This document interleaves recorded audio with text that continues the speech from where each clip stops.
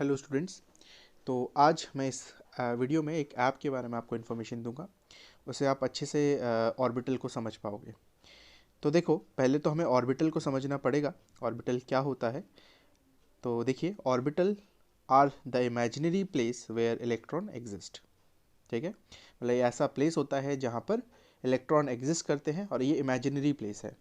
और एक ऑर्बिटल में 2 इलेक्ट्रॉन्स आ सकते हैं maximum. N orbital can contain 2 electrons, maximum 2 electrons, and these electron must have opposite spin, यानी अपोजिट स्पिन के साथ ही प्रेजेंट होते हैं। इतनी बेसिक थ्योरी आपको बतानी चाहिए।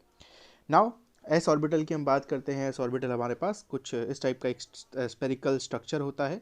ठीक है, आप देख सकते हो स्पेरिकल शेप होती है इसकी, और किसी भी एक्सिस की तरफ इसका ओरिएंटेशन नहीं होता है। ठीक है, तो इसको हम बोलते हैं ये नॉन डायरेक्शनल नेचर का है। अब हमारे पास पी ऑर्बिटल आया। पी ऑर्बिटल्स में जो जैसे आपको बलून टाइप के स्ट्रक्चर्स दिख रहे हैं, इनको बोलते हैं दो लोब्स। तो पी ऑर्बिटल में 2 लोब्स प्रेजेंट होते हैं एक ही पर्टिकुलर एक्सिस के अलोंग। ठीक है, अब पी ऑर्बिटल के बाद आता है डी ऑर्बिटल। तो डी ऑर्बिटल के अलोंग आपको यहाँ पर लोब्स का नंबर बढ़ता हुआ नजर आएगा। तो आप देख ही सकते हो, अभी आपको नजर आएगा डी ऑर्बिटल। अब आप देख सकते हो इसमें हमारे पास 2 एक्सिस के अलोंग हमें लोब्स नजर आ रहे हैं। और ये जो लोब्स हैं, ठीक है, वो किसी 2 एक्सिस के अलोंग आपको दिखेंगे। ठीक है, एफ ऑर्बिटल में आपको एक्सिस के अलोंग भी दिख सकते हैं और एक्सिस 2 एक्सिस के बीच में भी नज़र आ सकते हैं। सो हम इसको बोलते हैं कि इसका थोड़ा कॉम्प्लेक्स सा स्ट्रक्चर होता है, दैट इज़ वाई इसको नहीं पढ़ा जाता है। ठीक है, अब हम बात करते हैं पी ऑर्बिटल्स के टाइप्स के बारे में। देखो, पी एक्स, पी वाई और पी जेड इसके टाइप्स होते हैं। ये नाम क्यों पड़ा? क्योंकि ये अलग अलग डायरेक्शंस की तरफ, एक्सिस की तरफ एग्जिस्ट करते हैं। फॉर एग्जाम्पल, आप अभी एक स्ट्रक्चर देखोगे इसके अंदर, तो देखो इस स्ट्रक्चर के अंदर आप देख सकते हो आपके पास लोब्स अलग अलग डायरेक्शन में प्रेजेंट है, पी एक्स, पी वाई और पी जेड। मतलब जो एक्स एक्सिस की तरफ प्रेजेंट है वो पी एक्स है, जो वाई एक्सिस की तरफ प्रेजेंट है वो पी वाई है, और जो जेड एक्सिस की तरफ प्रेजेंट है वो पी जेड है। तीनों साथ में एग्जिस्ट करते हैं। ये तीनों जो ऑर्बिटल्स हैं, बेसिकली जो पी ऑर्बिटल है, ये साथ में एग्जिस्ट करते हैं, एक साथ ही एग्जिस्ट करते हैं। ठीक है, और इनकी एनर्जीज आपस में क्या होती है? सेम होती है, बट एक्सेस अलग होने के कारण इनका नाम अलग अलग हो जाता है। ठीक है, फिर हम बात करते हैं आगे डी ऑर्बिटल्स के बारे में। अब आप देख सकते हो कि डी ऑर्बिटल 5 टाइप के होते हैं: d x y, d y z, d x z, d x square minus y square and d z square. हम जानते हैं डी एक्स वाई जेड और जेड एक्स जेड की एनर्जी जो है सेम होती है, तो इनकी शेप एक जैसी होती है। और d x square minus y square और डी जेड स्क्वायर की शेप थोड़ी डिफरेंट होती है। नाउ डी एक्स वाई की शेप आप देखिए, जो एक्सिस है, एक्स एक्सिस और वाई एक्सिस, इस एक्सिस के बीचों बीच, मतलब इन दोनों एक्सिस के बीचों बीच ये लोब्स प्रेजेंट होते हैं।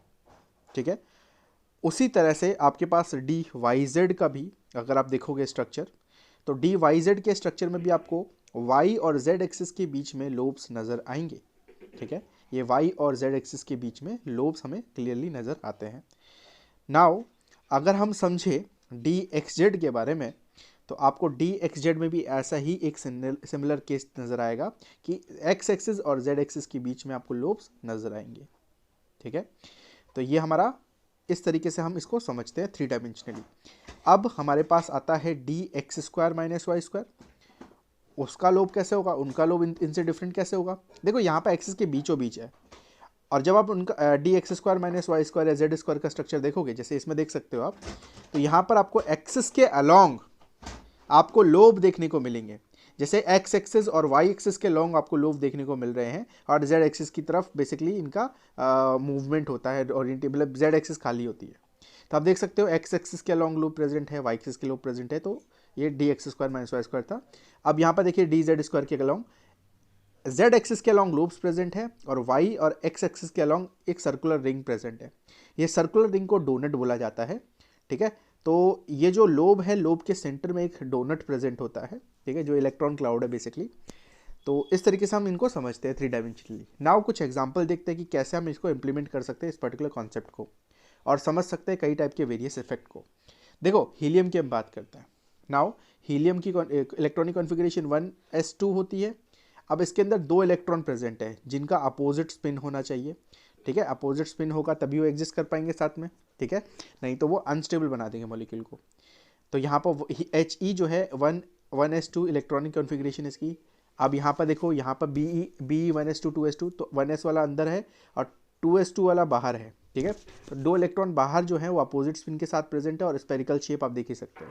अब कार्बन का एग्जांपल लेते हैं। कार्बन के पास 2p ऑर्बिटल भी आ जाता है, ठीक है, बट ये 2px आपको नजर आएगा। कार्बन का एग्जांपल भी देखेंगे तो देखिए, कार्बन के एग्जांपल में 2p आपको नजर आया, ठीक है। अब 2p जो है वो x भी प्रेजेंट है, y भी प्रेजेंट है, बट x और y के अंदर, दोनों के अंदर एक एक इलेक्ट्रॉन है, ठीक है, और z वाला बिल्कुल खाली है। तो x वाले के अंदर एक इलेक्ट्रॉन और y वाले के अंदर एक इलेक्ट्रॉन। लेकिन ऑक्सीजन के केस में आपके पास एक्स वाई जेड तीनों में इलेक्ट्रॉन प्रेजेंट होते हैं। एक्स और वाई के अंदर वाई और जेड के अंदर एक एक इलेक्ट्रॉन प्रेजेंट होता है, और जेड के अंदर वाई और जेड के अंदर एक एक इलेक्ट्रॉन प्रेजेंट होता है, और एक्स के अंदर दो इलेक्ट्रॉन प्रेजेंट होते हैं। ये जब आप करके देखोगे तो आपको अच्छे से समझ आएगा।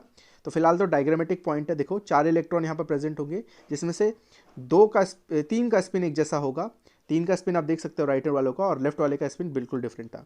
नियॉन के केस में 3 का स्पिन एक जैसा, 3 का स्पिन बिल्कुल डिफरेंट होगा, अपोजिट स्पिन होंगे, है ना। तो हमारे पास 6 इलेक्ट्रॉन अपोजिट स्पिन के साथ प्रेजेंट होंगे, 3 इलेक्ट्रॉन का एक स्पिन एक जैसा क्लॉकवाइज और 3 इलेक्ट्रॉन का एंटी क्लॉकवाइज। तो इस तरीके से ये प्रेजेंट होते हैं, बट स्पिन से मतलब नहीं है। आप देखो ऑर्बिटल्स कैसे एक एटम में प्रेजेंट होते हैं। नाउ mg में आप देख सकते हो 3s2 लास्ट ऑर्बिटल है, तो किस तरीके से वो कवर अप कर रहा है सारे 2p ऑर्बिटल्स को। इसी तरह AR के अंदर जो 3p ऑर्बिटल है वो बेसिकली कवर अप कर रहा है s वाले ऑर्बिटल को। तो s वाला ऑर्बिटल आप देख सकते हो अंदर है। और इस तरह के कैल्शियम आप देखते हो कि कैल्शियम के अंदर 4s2 ऑर्बिटल, तो 4s2 ऑर्बिटल बाहर आ गया। तो इस तरीके से आप लोग ये सब समझ सकते हो, ठीक है। Thank you very much.